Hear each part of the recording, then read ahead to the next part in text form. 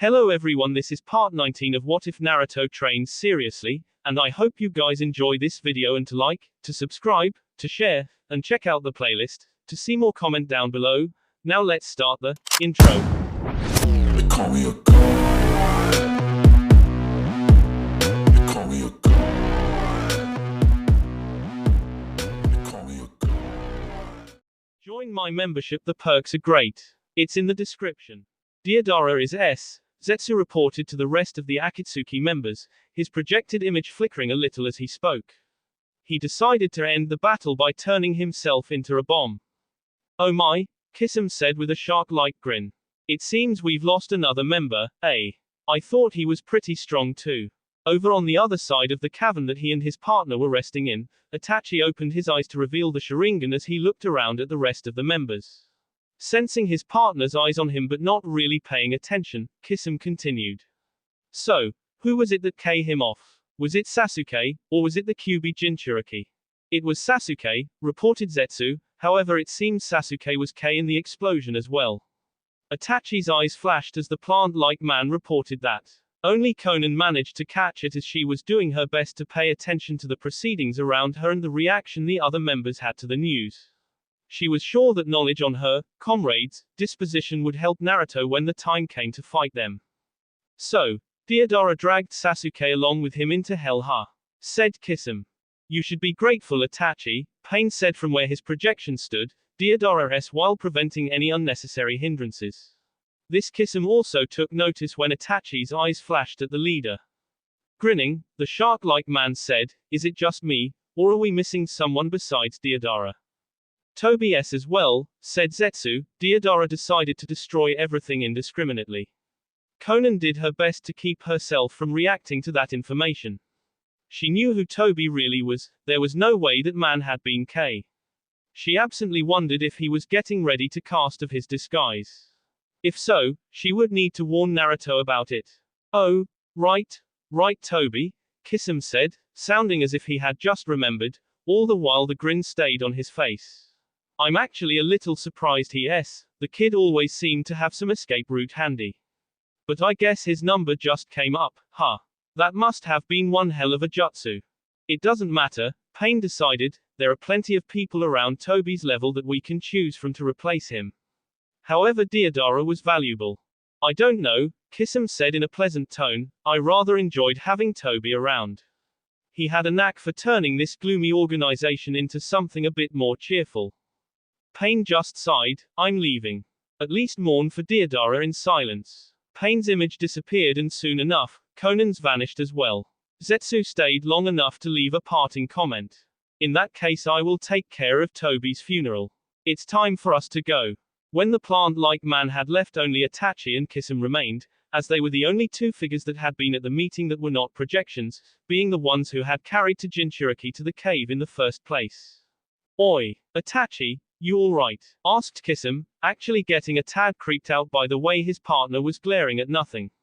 Itachi turned to him with the three tomo of his Sharingan spinning, causing the shark man to actually take a step back. You know, you can be pretty scary when you want to. As always, Itachi said nothing. Naruto frowned as he looked at the 2-kilometer wide crater. He was the first one of his team to have gotten here and had done his best to scout the area around and in the crater in search of Sasuke or the Akatsuki member. So far he had not had any luck. But then again, what was he expecting to find at a place that had been the center of a 2-kilometer wide explosion? From the way the crater looks, there was a small, more concentrated explosion first, Naruto thought to himself as he analyzed the ring that had formed within the crater. After that it had spread out and destroyed everything else. A sigh escaped his lips. Even with my limited skills at sensing chakra I can feel the amount of residue from Deodara, but I don't sense much of Sasuke. The other chakra is overpowering his. Not that it would have made much of a difference, even if he had been able to detect Sasuke's chakra there wouldn't have been much he could do about that. Naruto. The shout came from behind him and the whisked blonde turned around to see the other tracking squads coming out of the trees. Sakura ran over to him and stopped at his side, breathing a tad heavier than normal due to her rush to get over here. What happened here? I believe Sasuke was fighting the Akatsuki member known as Deodara, Naruto said. I can detect faint traces of his chakra mixed in with the bombers. Unfortunately, it's so overpowering that even if my sensor abilities were up to snuff, I wouldn't be able to track him with it. Kiba. He turned to the dog using ninja. Can you pick up anything?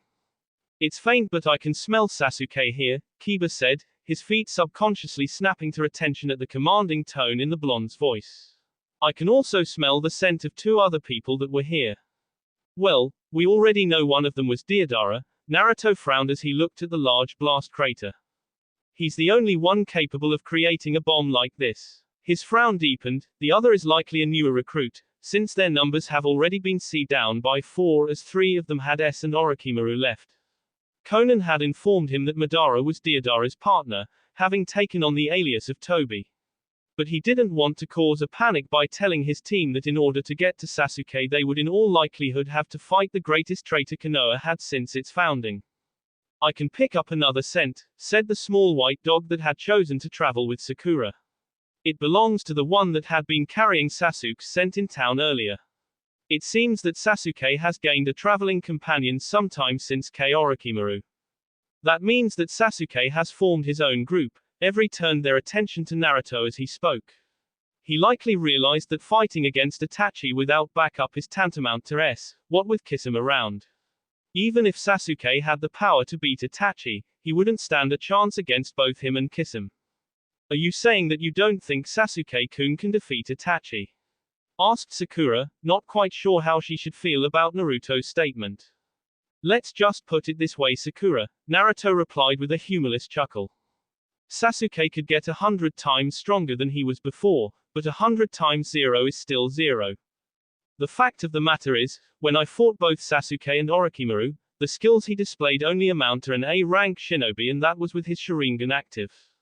Itachi is on the higher scale of an S rank. He is one of the few ninja that carry the same strength as a Kage, on the same level as Sarutobi when he was in his prime.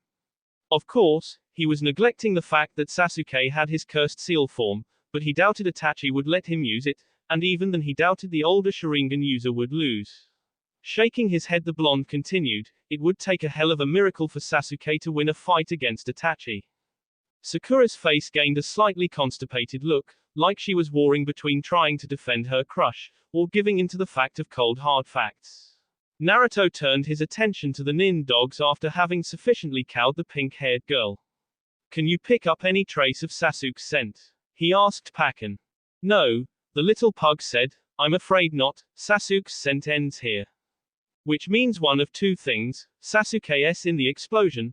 Naruto ignored the gasp of shock and hurt that came from Sakura. Or he used a Jikuken, space-time, ninjutsu of some kind to escape. That brought up a few complications. While there were actually quite a few Jikuken ninjutsu, they were all difficult to master. Well, almost all. Not many ninja knew that the most basic academy jutsu, the Karawimi, was in all reality a low E-rank Jikuken technique. He likely used some form of reverse summoning to escape. Naruto narrowed his eyes as his mind began oming up with a plausible theory. I doubt even Orochimaru had many Jikuken ninjutsu in his arsenal. However, all summoners have basic space-time abilities thanks to their contracts. Creating a reverse summoning technique isn't that difficult if they use the original Kuchio's no jutsu as a base. But that would require 2 people, since it would need 2 scrolls to work. The user would create a gateway, with the scrolls being a gate and the space in between would be the bridge. The person with the other scroll would have to finish the technique by releasing the second gateway. It would explain why Sasuke had a team, a contingency in case he needed a quick escape. Well, say what you will about him, but at least Sasuke hasn't totally lost his mind. At least, if he really didn't escape and wasn't blown to hell. Kiba, can you extend your senses and try and pick up Sasuke's scent? Asked Naruto, turning his attention to the dog using ninja. Over on the sidelines, Kakashi watched the young blonde analyzing and mulling over the situation. For a brief moment, he felt like he was standing next to his sensei again as the blonde began taking charge of the situation. You really have grown, Naruto, thought the silver-haired Jonin. I can try, Kiba replied as he closed his eyes and made a hand seal. Kiba stretched his senses to their limit, straining to find any trace of Sasuke. After a few moments, his eyes snapped open and he looked at Naruto. It looks like you're right, he said. Right now my nose has a greater sense of smell than even most nin dogs. I've found Sasuke. Nice going Kiba, Naruto complimented before he gave the order, lead the way. Kiba nodded before he took off, with the others soon following him back into the trees. Konan watched as Nagato, she shook her head, the God Realm path that had once been her best friend and the person she had loved more than anything in the world, Yahiko, sat with one leg dangling off the side while the other was propped up and being used as an armrest. Before she had met Naruto, she had seen Nagato's desire to use the body of Yahiko as a way to ensure that their friend lived on. But after having her eyes open to the truth, after realizing that what they were doing was the last thing Yahiko would have wanted, she saw it more as a perversion of their friend than anything. It almost nauseated her every time she had to be near the body now. Shaking her thoughts off, she called out, "Pain, he's here." She watched as the man rose from his sitting position and walked to her, stopping when he reached the lip that separated the inside of the building from the balcony he had been sitting on. "So, how is Sasuke?" asked Pain as he stared at the figure who was secretly heading the Akatsuki. "He's progressing nicely," the man said, his voice, once childish and enthusiastic, had taken on a slightly mocking quality. "He was able to use the full power of the Sharingan well, I have no doubt that his eyes will surpass Itachi's. The time is drawing near. Soon I will have his path laid out before him, though I suppose a part of that is up to Itachi. There isn't much time left for him after all." Pain took a step forward. "And what of the Kyuubi Jinchuriki?" he asked. "It has becoming more of a pain in our side than we had anticipated." The way Pain called Naruto, it, as if the blonde wasn't even a person, made Konan burn with anger. She reminded herself that both of the people with her had a powerful dojutsu that would read her emotions easily if she showed even a flicker. It was only that knowledge that allowed her to keep her face completely impassive and her body language unresponsive. "Yes, the Namikas." Madara spat out the name like it was the most foul thing he had ever tasted. "He has grown more powerful than I could have thought possible. You will deal with him, Pain. As the leader of Akatsuki, failure from you won't be tolerated." "I'm picking up his scent," Kiba called back to the others following him as he rode on top of his nin dog partner Akamaru, so that he could focus on tracking Sasuke. "There's no mistaking it. Judging by the way his scent is moving, they must be resting somewhere." "Sasuke was likely injured during the battle," Naruto commented. "To be honest, I'm still surprised he won in the first place. He likely needs some time to recover from his wounds, so this will be our chance to find him."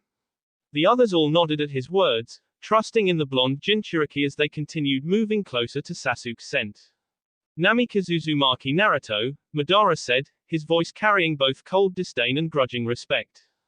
"He's no longer a helpless little child. Not only has he made friends with many people, including those from hidden villages that he doesn't belong to, many of which hold high-ranking positions like the Mizukage and the Reikage. He has also mastered many powerful jutsu, with the Hiraisen and that Rasengan of his, along with the power of the Kyuubi, he is in all likelihood more powerful than even his father had been." The Yondaime Hokage, one of the few men that had been able to stand up to Madara. Now his son was who they had to face, and he would be an even more dangerous opponent. Defeating him will not be an easy task. He has managed to KO off 2 of our members that we know of, and I believe he was the reason that we were unable to capture the Shukaku Jinchuriki. "You speak of him as if he is some kind of threat," Konan stated coldly. She didn't particularly like talking badly about her Naruto, but she needed to keep appearances. "Pain has never lost a battle." The man just gave a light chuckle. "Well, that is true," he admitted. "Then again, ever since his training trip, Namikaze Uzumaki Naruto hasn't lost a battle either." The man walked over to a coat hanger and grabbed his Akatsuki robes, throwing them on. "I believe our business is done here," he said as he began adjusting his outfit. "Tell the others to hurry up and capture their Jinchuriki. But leave the 2 and 1 tails alone until we have the Kyuubi. If he is protecting them, then we stand no chance of capturing them until he has been taken care of." "I understand," Pain said. "We are close to achieving our goal," he said, walking towards the balcony as a storm began to form in the sky above. "Then, everything will go back to the way it's supposed to be." He stepped onto the lip as the rain began to pour down on the city of Omegakure, pelting the balcony as lightning flashed in the sky. "Soon, I will show the true power of the Sharingan. The true power of me, Uchiha Madara." Konan almost snorted as she heard the egotistical boast. Thankfully she was able to hold it in as Madara ran out to the balcony before disappearing in a space-time distortion. Looking at the rain and resisting a frown, she said, "The sky is crying again." She looked over at the man she could no longer follow, Pain. "I can only hope that somehow Naruto can save you." Tsunade and Shizune were interrupted from the daily routine, namely Tsunade trying to find some way to distract herself from the paperwork she had to do while Shizune tried to make her do the paperwork she wanted to distract herself from, by a knock on the door. "I'm Koning in Suheim," came the familiar voice called out before Jiraiya opened the door and entered. "Jiraiya," Tsunade greeted as she pushed the paperwork away as a new distraction made itself known. It was about the only thing her perverted teammate was good for in her estimation. "Did you find out anything from your spy network?" Jiraiya finished walking in and stopped in front of her desk, a rare look of seriousness settling on his face. "I found the whereabouts of the Akatsuki leader," he stated, causing a look of shock to rise onto the faces of the two medic nin. "Really?" asked Tsunade in a loud voice. She stood up and pushed her chair away with the back of her knees as she planted her hands on the desk and leaned over with a serious look on her face. "Tell me everything you know, Jiraiya. Don't hold back any information you have." This was a serious breakthrough. If he knew where the leader of Akatsuki was, they may be able to take him out and defeat the Red Dawn in the process. Shizune seemed to have a similar idea as she said, "We should use that information to plan a surprise attack." Now, take it easy," Jiraiya said as his laid-back manner returned. He held up his hands in a gesture for them to calm down. "Calm down," said Tsunade incredulous. She held up a hand as her fingers began twitching, almost as if she wanted to strangle the white-haired man in front of her. "This isn't like making the sequel to one of your novels, Jiraiya. We can't afford to waste time. Naruto's life was dependent on the defeat of Akatoki. They needed to take that group out before she could name the whiskered blonde her successor, damn it. Nothing good can come from being impatient, you know," Jiraiya said dryly. "Especially when the stakes are as high as this." A grin crossed his face as he continued, "Now, what do you say you and me go out for a few drinks like the old days, huh? Then we can talk." A large tick mark formed on Tsunade's face as she yelled, "You barker." The blonde's hand shot up and she pointed an accusing finger at her longtime friend and teammate. "I'm the Hokage. I can't just go out and drink during the middle of the day." Shizune's sweat dropped at her sensei's words as she thought, "You go out and drink all the time anyways. Don't you feel any shame thinking about going out and drinking while many of our ninja are out taking dangerous and life-threatening missions?" Less than an hour later, Tsunade had just finished gulping down an entire bottle of sake. "Ah, now that hit the spot," she said with a grin as she s the bottle down onto the table. "Kiba, how close are we?" asked Naruto as he and the others jumped through the trees. "Naruto, I need you to stop distracting me," Kiba complained. "I'm focusing on his scent as hard as I can, but there's very little of it left." "Right, sorry," Naruto scratched the back of his head before sighing. He wasn't normally this anxious, but he couldn't help it at the moment. If they managed to capture Sasuke, he could finally gain some closure from all of this, and his estranged teammate could finally be brought to justice for what he had done. Sugetsu looked around the room and sighed. It had been pure luck that Sasuke had been able to summon Manda at the last second and activate that space-time jutsu to escape from the large explosion. Honestly, he had been positive that the Uchiha had been K in that explosion. It had only been the contingency plan that Sasuke had come up with and told Sugetsu to carry out, even if it looked like he was S that kept the water user from just assuming the worst. Afterwards, he had Mang to reverse summon the raven-haired ninja, via the scroll and B he had been given to complete the technique, while Karen and Juugo tracked him with the redhead sensing abilities. Soothfully, Suigetsu thought that was the only thing the girl was good for. Though were it not for Sasuke wanting her to be kept alive, the sword user likely would have K the annoying girl by now. They had Mang to take Sasuke to an inn where he could rest and heal. Hopefully it wouldn't take too long though. Because Sugetsu was getting bored. He looked at the sleeping Uchiha before looking over at Juugo, who currently had a flock of birds on him. He was probably communing with the rated animals or something. "Juugo," he said, getting the orange-haired ninja's attention. "I'm going to go and look for Karen." He stood up and made his way to the door as the larger man acknowledged his words with a nod. Sugetsu reached out for the small hole that would pull the sliding door open, when it was knocked off its hinges, into his face and causing him to fall to the floor. He tried to get up but a foot on the door and stayed there, keeping the water-using ninja from being able to get up. What the hell? Muttered Sugetsu. Wake up, Sasuke, shouted Karen as she continued to unknowingly squashing Sugetsu. Not that she would have cared even if she did know. We've been followed. What should we do? Sasuke blinked as he turned to look over at Karen, who just blushed and raised a hand to her face. Even when he just wakes up, he's so hot. We're leaving. Sasuke made his decision and sat up. Get ready. Juugo, mark all of the Akatsuki hideouts that we know of on the map. Juugo nodded, and several minutes later the four of them were on the move. You alright, Sasuke? Asked Sugetsu, noticing the bandages the Uchiha still had on.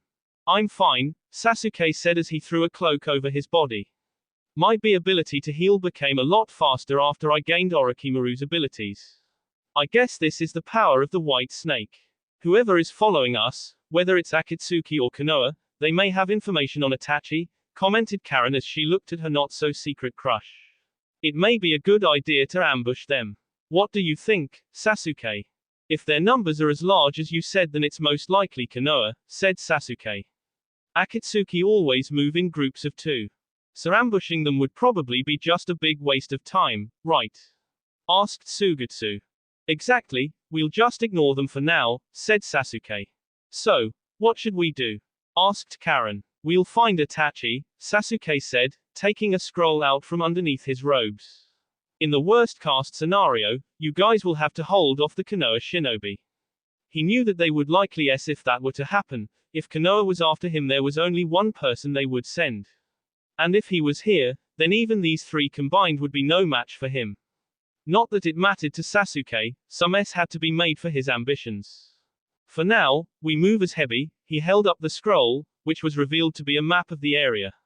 We'll use Juugo's information to check out the Akatsuki hideouts one by one. Let's go. As Sasuke and Sugetsu left, Karen placed a hand on Juugo's shoulder. Hold on for a moment, she said as the large orange-haired man turned to face her. I want you to do something for me. What are you planning? He asked curiously. A grin formed on Karen's face as she held up a pair of sweaty and smelly clothes. These are the clothes Sasuke was wearing earlier, and they're drenched in his sweat. Why are you holding on to Sasuke's old clothes? Asked Juugo. What he really wanted to ask was, what the hell is wrong with you? Since only someone who was seriously up in the head would bother keeping a pair of someone else's used clothing, especially when it smelled as bad as the pair she was holding. Karen seemed to realize this fact as well and tried to cover up her stalker-like tendencies. And no special reason, you idiot, she shouted as he held her glasses to her face. Kiba sniffed several times as he sensed something change. What's wrong, Kiba? Asked Naruto as he noticed this while jumping alongside the dog-using ninja. Sasuke's on the move again, he informed everyone. Naruto had to frown as he wondered why Sasuke would start moving so soon after his battle with an S-class ninja. He has to be injured from a battle of that caliber, Naruto frowned. Is he really stupid enough to go after Itachi in his condition? Either he is and doesn't care, has a good medical ninja within his squad, or he may have a censor on his team, the blonde informed his comrades. If so, there's a very high possibility that he sensed us coming and is moving to get away from us. We'll need to hurry if that's the case. Wait, Kiba shouted, there's something wrong here. Sasuke's scent is splitting up. It's going off in multiple directions. They must have caught on to us, said Kakashi as Naruto came to the same conclusion.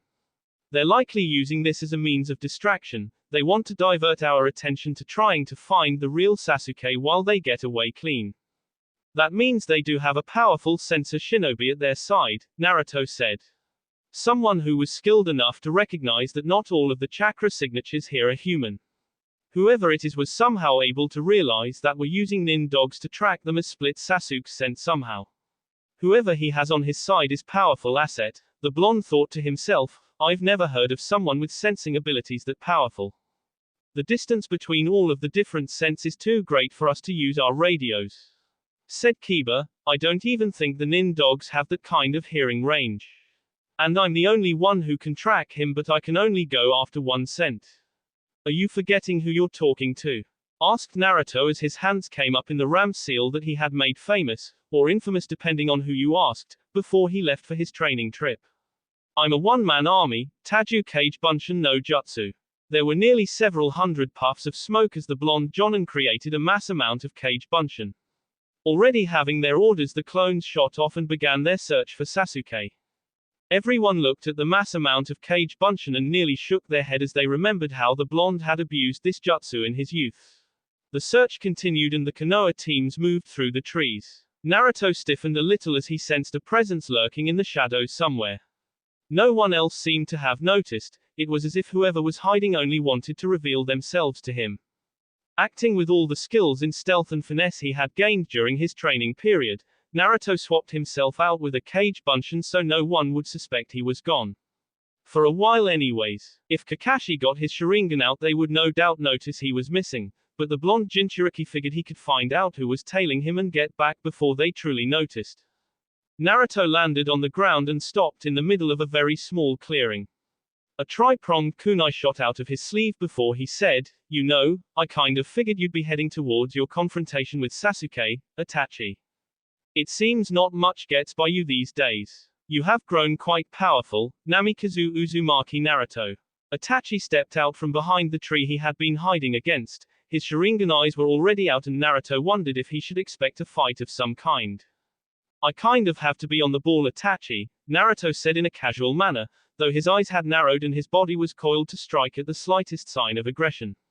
"After all, I have a bunch of S-rank ninja after the Kyuubi, and I have no desire to S from having it are out of my seal." "Indeed," Itachi said in the same monotone voice he had always used. "Judging from the fact that you haven't attacked me yet, I'm going to go out on a limb and say your being here has nothing to do with Akatsuki," said Naruto. He knew Itachi wasn't stupid. They both knew that with the Hiraishin and the blonde's ability to use Kyuubi's chakra to dispel genjutsu that Itachi stood no chance against him. As good as the man was, he just didn't have the same advantages against the whisker-marked Tokubetsu Jonin anymore. If he were with Kisame then it might be a different story, but without that man's large chakra reserves backing Itachi up the most the raven-haired man could hope for was a standstill. "You were correct," Itachi said, "I was merely hoping to talk with you." "So, talk," said Naruto, gesturing for the man to start speaking.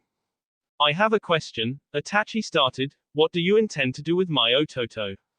Naruto closed his eyes and sighed. "We plan on capturing him and bringing him back to Konoha." Opening his eyes he looked into Itachi's, unafraid of the genjutsu the man could cast on him. He will in all likelihood be E for the crimes of betraying his village and joining up with an S-class criminal. Another frown marred the blonde's face. "Despite all that's happened I still feel some form of friendship, or maybe rivalry is the correct word, for Sasuke.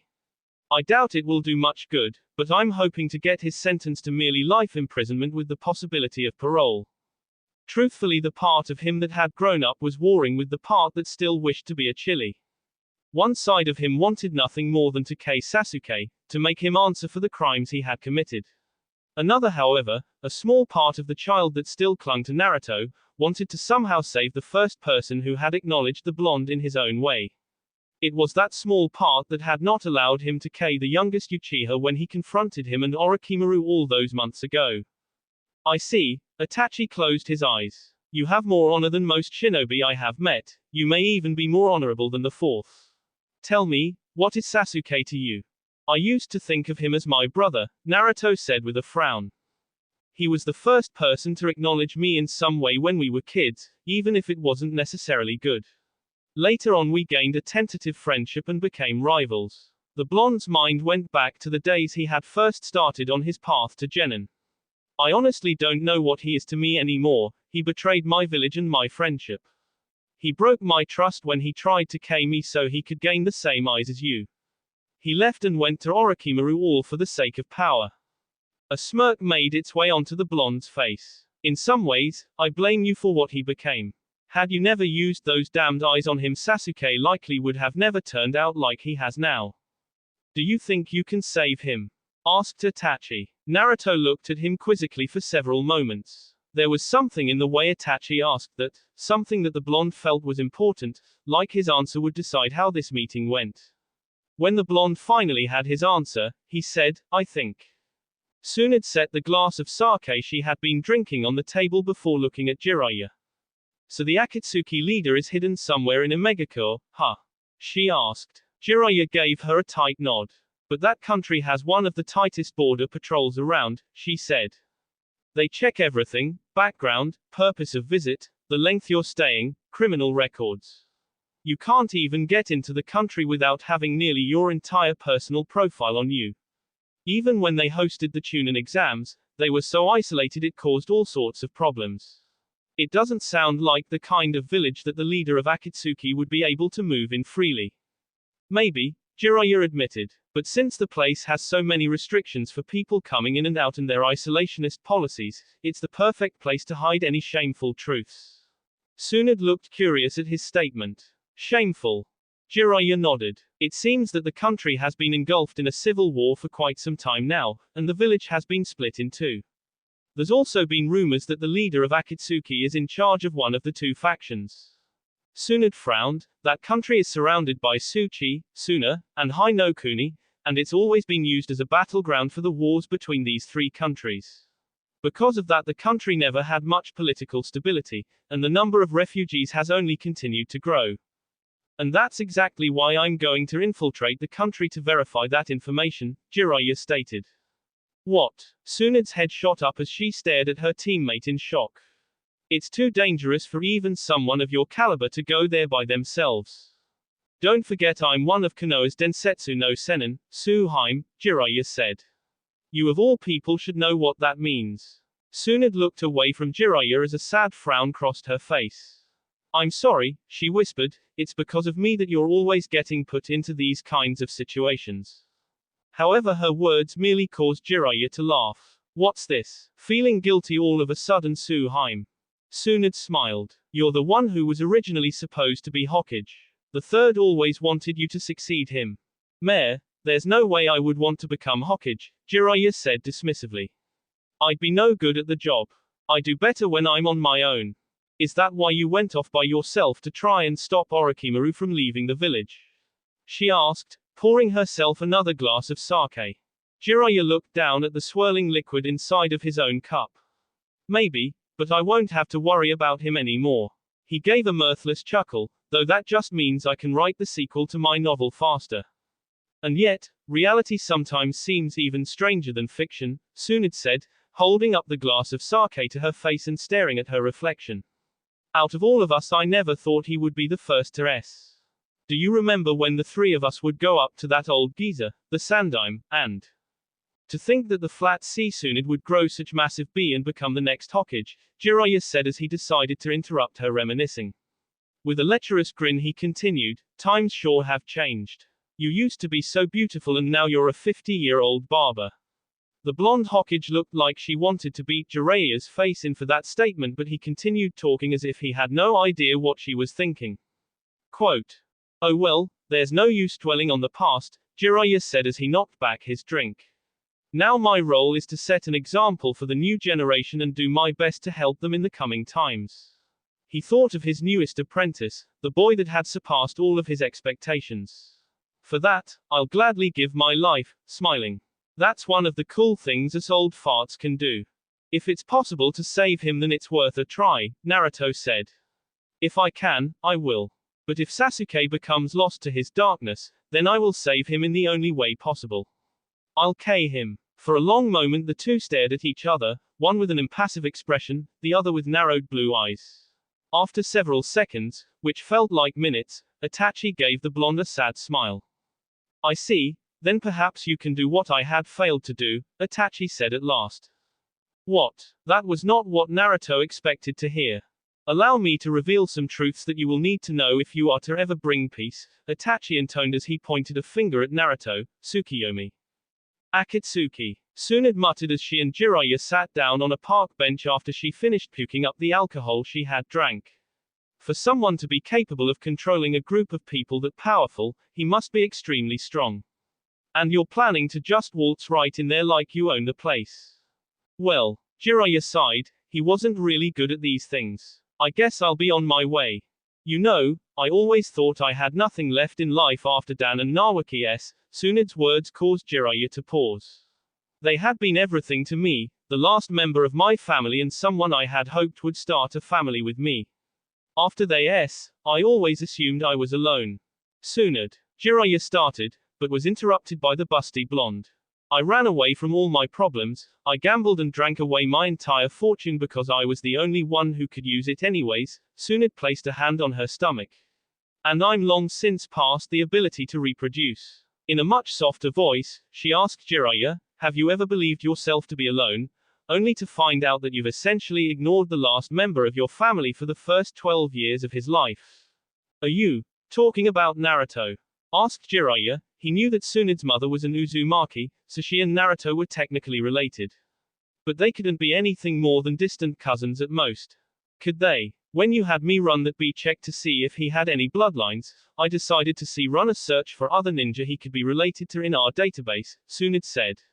I found much of what I expected. He's the son of Minato and Kushina, but Tsunad. Okay, now Jiraiya was starting to get legitimately concerned.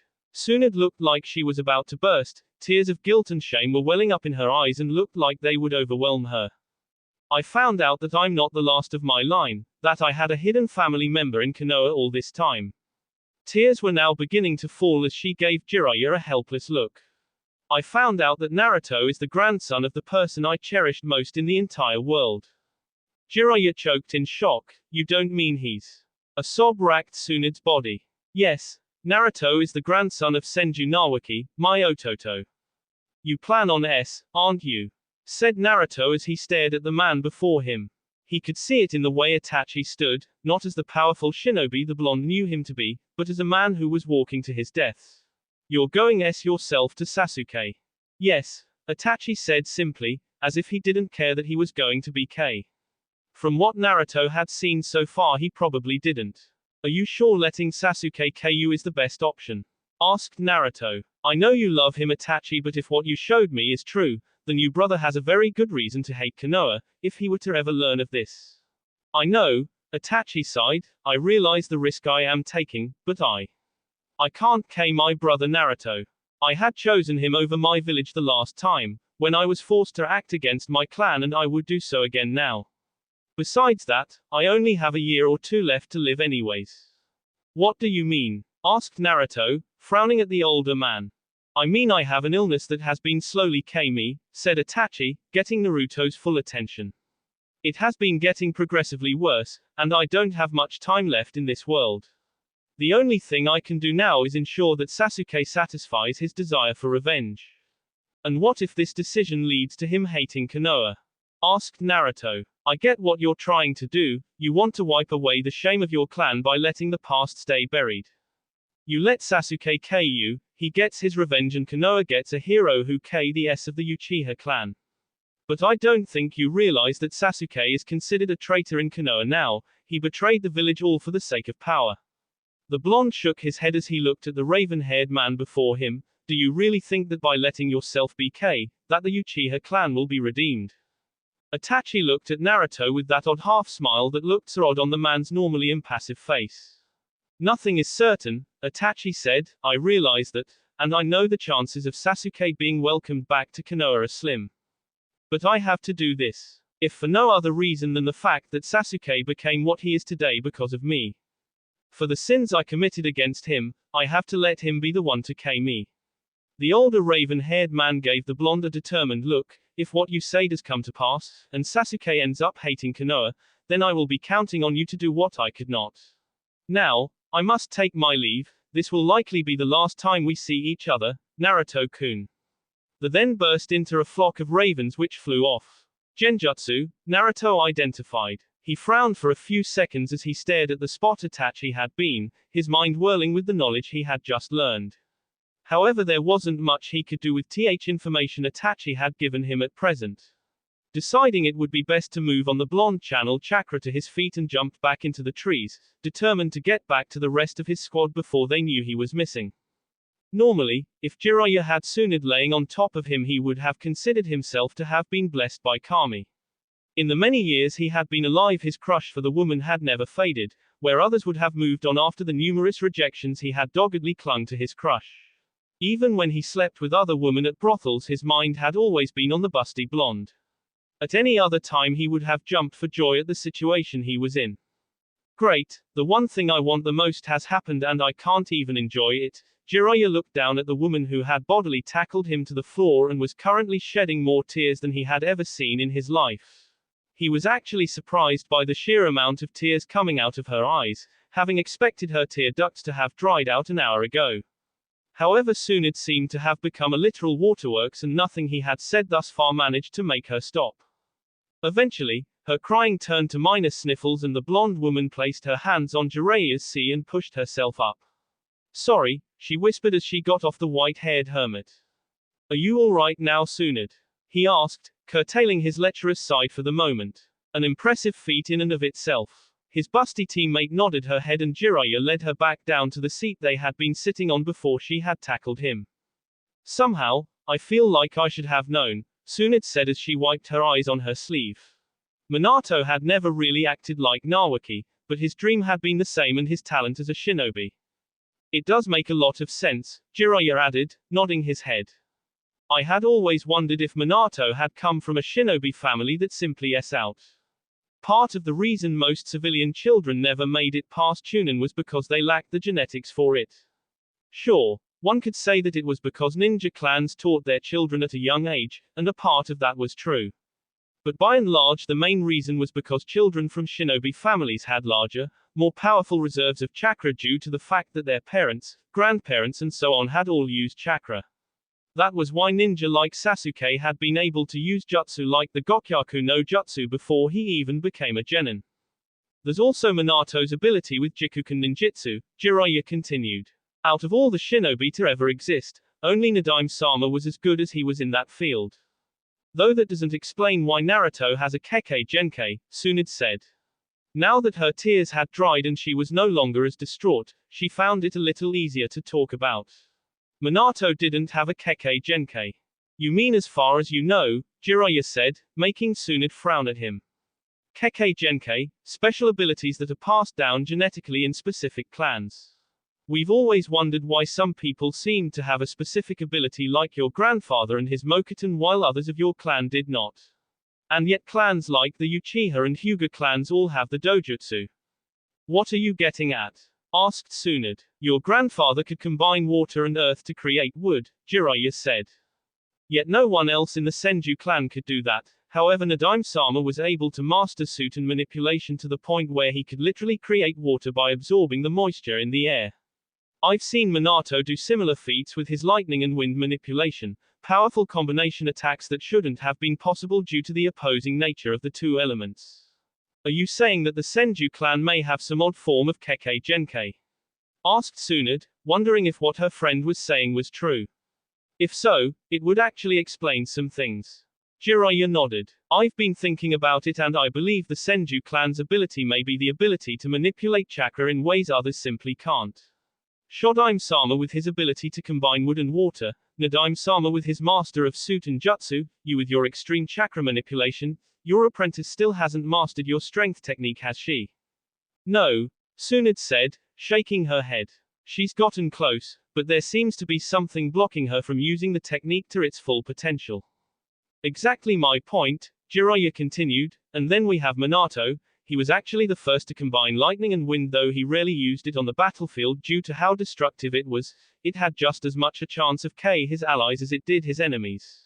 And now we have Naruto, Tsunade said for Jiraiya, who can manipulate and combine water, lightning, and wind to create Arashi Jutsu. It's more of manipulating the very weather itself, Jiraiya said, but he does call it that.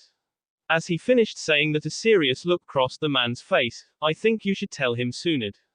When the busty blonde looked away, he continued, Naruto deserves to know that he still has a family. But what if I tell him and he hates me for it? Asked Tsunade.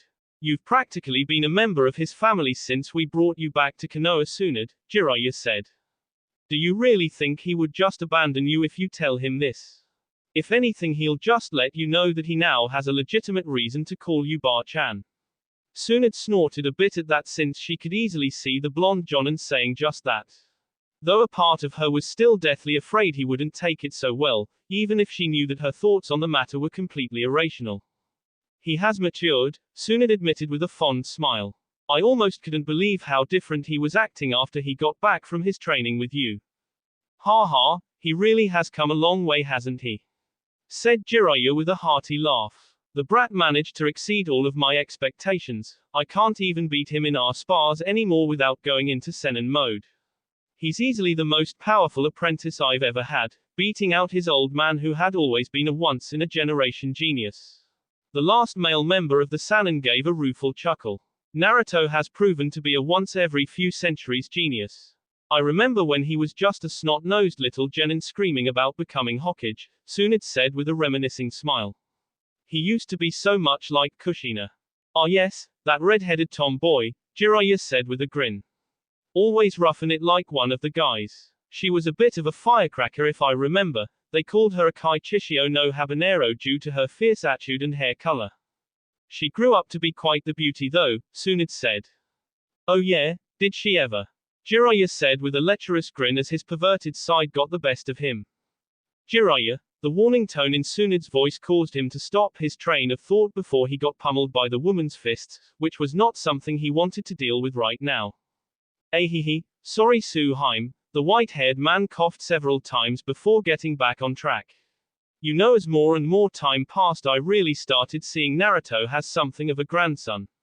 I've never had any children, but Minato was always like the son I've always wanted, smart, powerful, and a real lady K. Tsunade gave an indulgent grin. I bet the only reason you like Naruto so much is because he surpassed his old man in his ability to snag beautiful women, she remarked dryly. Isn't that the truth? Jiraiya said with hearty laugh. He's engaged to the Mizukage, the Nibi Jinchuriki, Yugito ni, and... When the man stopped, Tsunade frowned. You know who his other wives are, don't you? She accused. I know one of them, Jiraiya admitted. He won't tell me who the fourth woman he's engaged to is, no matter how I try to wheedle it out of him. But I do know the other woman he is engaged to. He was actually very impressed at how well Naruto and Kyuki managed to keep their relationship a secret. In the world of shinobi and sea politics, keeping a secret like a famous daimyo and actress becoming engaged to her infamous S-ranked ninja was a very difficult thing to do. Why did he tell you and not me? Asked Tsunade, both seething and slightly hurt. It has nothing to do with him telling me, Jiraiya said as he held up his hands in a placating manner. I was just there when they started dating, that's all. Tsunade continued to glare at him, making the white-haired man sigh. Glaring at me isn't going to do anything. I promised Naruto I wouldn't tell anybody, and that includes you. Besides, we're still in a very public location. Even if I were inclined to tell you, I would here. I suppose I can see your point, Tsunade sighed as she dropped the glare. And I can understand your desire to keep your promise to Naruto. As she looked at her teammate, a wistful smile came to her face. He's so protective of them, even when Mayhu has an entire village of shinobi guarding her. She had been told about the rings they each had, how Naruto had placed the Horatian seal on the rings so they could call him whenever they wanted. She suspected it was the reason he would disappear several times a week when not given a mission. He acts a lot like Minato in that regard, Jiraiya said with a chuckle.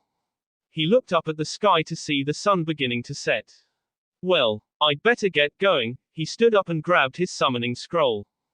Quote, Naruto wasn't the only one using their specialized methods of searching. In the skies above the forests I made his own search, riding on an ink eagle of his own creation. He searched the area from above to see if he couldn't pick up any sign of the Sasuke or the group said ninja had formed. It was nearing the 1 hour mark when Naruto stiffened at the feeling of one of his cage bunching being K. I found Sasuke, he shouted as the wind rushed past his face. The others all looked over at him as he stopped. Follow me. He spun on his heels and began jumping in a different direction. The others soon followed the blonde as he sped off. Naruto-kun, Hinata called as the blonde began getting farther and farther away. Hold on. There's someone else up ahead. Just as Hinata said this, a man wearing an orange mask, with the standard black cloak with red clouds on it, stood up and waved. Hola. He greeted the group with an enthusiastic and childlike voice. Naruto's eyes widened for a fraction of a second before his instincts kicked in. He flipped his body around, his feet hit the branch as he moved in a crouch, his hand just barely brushing against the bark near the man's feet before he used the branch as a springboard to jump back down to the ground. It's him, the blonde thought to himself, wondering why this man was out here. Oh my, the man shouted, Hello, there, and there.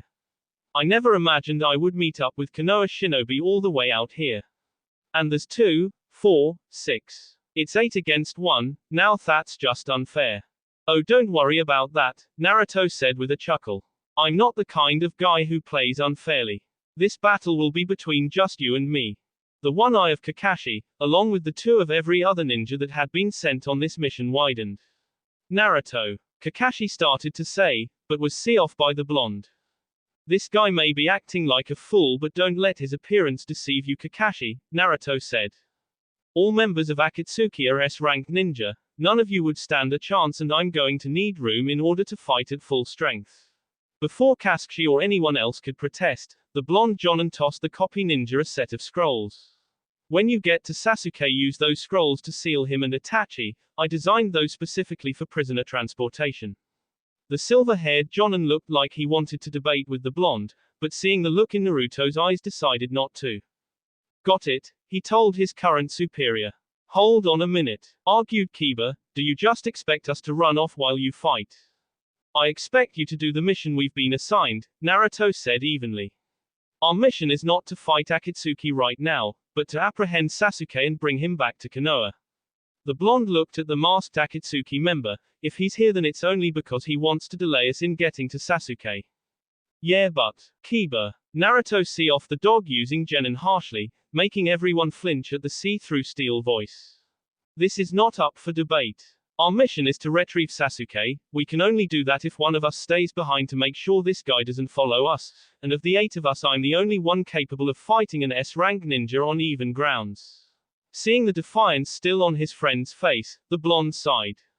Look, I'm trusting you to complete this mission. In return, I want you to trust that I know what I'm doing. Despite looking like he had swallowed something foul, Kiba nodded. Fine, he huffed, but I expect you to catch up when you're done. Naruto gave a mirthless chuckle. Don't worry, I'll be along shortly. Knowing a dismissal when he heard one, Kakashi began to give out orders. Let's go, he said before jumping off and away from the battle that was about to take place. The others minus Naruto soon followed the silver-haired Jonin and made their way out of the battlefield. Before they could get far, the masked ninja appeared right in front of them, popping up from the ground and shouting, Ninpo, Mogura Tataki no Jutsu, Ninja Art, Wake Mole Jutsu. You guys cannot escape me when I'm using my super awesome, The orange-masked man's speech was see-off as Naruto appeared in front of him in a yellow flash. Rasengan. Naruto s his technique into the man, or at least, he tried to. The Rasengan ended up going right through the masked Akatsuki member like he wasn't even there. Keep going, the blonde shouted at the Konoha ninja, who had stopped when the man appeared in front of them. Don't stop for anything. I'll make sure he doesn't get you, just get moving. The others soon did as told and began to move out. Like the first time they tried, the man in the orange mask popped up in front of them. That could have hurt if it high, and once again he was see-off as Naruto reappeared in front of him in another flash. However, unlike last time, the team of Konoha ninja didn't stop as they continued jumping away. The man tried to follow using his Mogura Tataki no Jutsu, but the blonde Jonin was having none of that as he flashed to the man's location each time he tried to see off his allies. You really fast, the masked ninja said as he stopped. Super fast, I don't think I've ever met someone as fast as you are. See the act, Naruto said, his voice colder than a glacier from the former Yuki no Kuni. You're not fooling me with that act of stupidity, Toby, or should I say, Uchiha Madara. The moment the name left Naruto's mouth, the masked ninja's entire countenance changed. His posture straightened, the laid-back and slightly goofy aura dissipated, and the man's entire body radiated a confidence bordering on arrogant and power beyond that of any other shinobi Naruto had faced to date. So, the man said, his voice no longer that of an overexcited idiot, but of a man who had no trouble killing others in order to achieve his goals. You know who I am. I'm curious as to how you know that. Naruto smirked as 2 tri-pronged kunai slipped into his hands and he slid into the stance his father often used in conjunction with his kunai. Do you really think I'm going to tell you that? That will be all for this video. Be sure to like, subscribe, share, and comment down below for more videos. Goodbye.